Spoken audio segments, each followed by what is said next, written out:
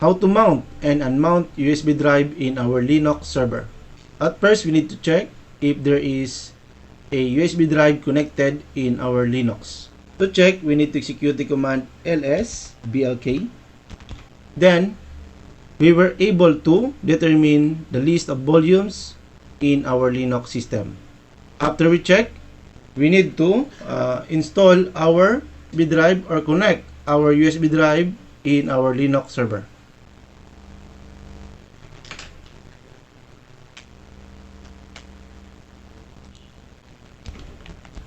Then, we need to execute again our command lsblk, enter. Then, let us check the name of the volume or device connected in our Linux server. So, this one is DB1. It has 116 GB. After we determine the name of our volume, we can now proceed to the mounting of our device. So, how to mount?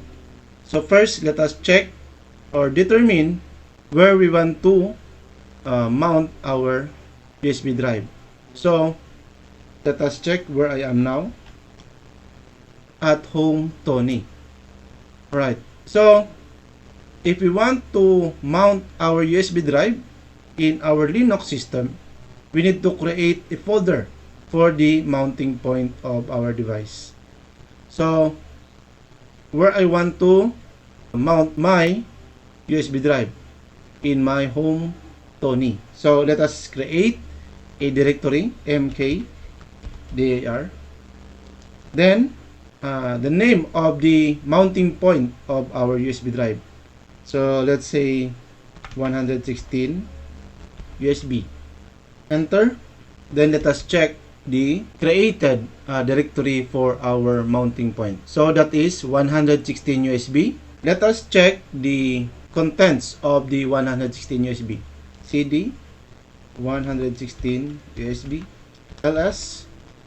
There is no or nothing inside in our 116 USB.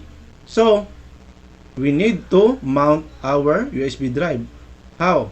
To mount, we need to execute the command mount, then dev, then the name or the label of our volume or device in our Linux system, and that is DB1. A while ago, we determined this name. Then, the name of the directory where we want to mount our USB drive, and that is 116 GB or USB. Third, mounting point does not exist. Why? Because our location is inside the 116 USB. We need to go back in our location. Let us check ls. We are able to determine the list of the directory including the 116 USB. And let us repeat the process. Mount dev is db1. 116 USB is now targeted. Enter. Mount home Tony. Alright, must be super user to use mount. So we need to put sudo to execute the command, the password of the Tony. And by the way, Tony is one of the sudoers account. You cannot execute this one if the account is not a sudo. So we are able to execute the command because there's nothing error after we execute. So let us check ls. Then we need to go to our mounting point 116 GB or USB. Then enter ls to check the contents of the mounting point. Alright, so we are able to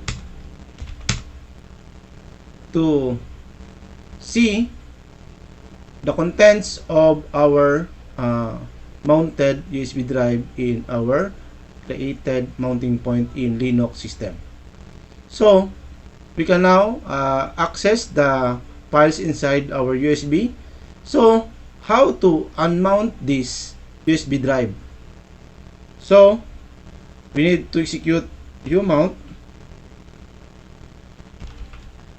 then again dev, then is db1, then the name of the mounted directory, enter, must be super user. Alright, so we need to include sudo in the beginning of our command. Target is busy. Why? Because the target is still open. So we need to go back, cd dot ls. Alright, so again, let us repeat the process.